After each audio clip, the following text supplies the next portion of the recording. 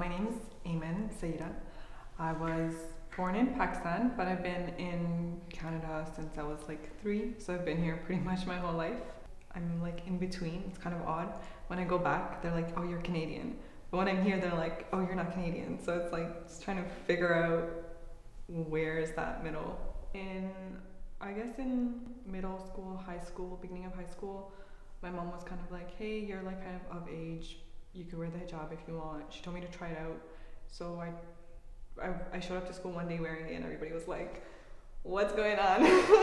And then I just kind of stuck with it. It's definitely a big part of who I am, and it means a lot to me in terms of not only my religion but my lifestyle as well. I'm still the only hijabi that's predominantly seen backstage or at events. So for me, it's a plus point because there's so many people in the fashion industry, and a lot of people come and go.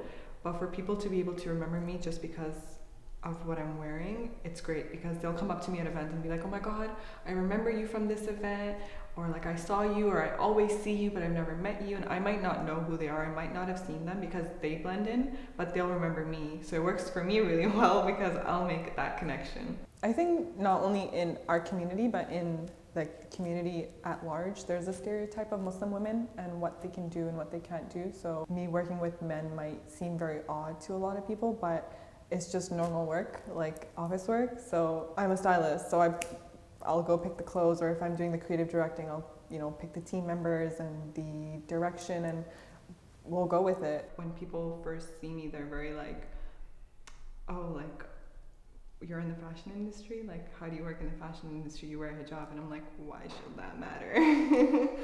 Especially even other Muslims, when they see that I work in the industry, they're like, "But how do you do it?" And I'm like, well, it's just like any other industry except it's fashion. I am quite practicing. There's a lot of things I don't do that are very typical to the industry and its people, like drinking or partying and attending certain types of events, and that's not the lifestyle I live.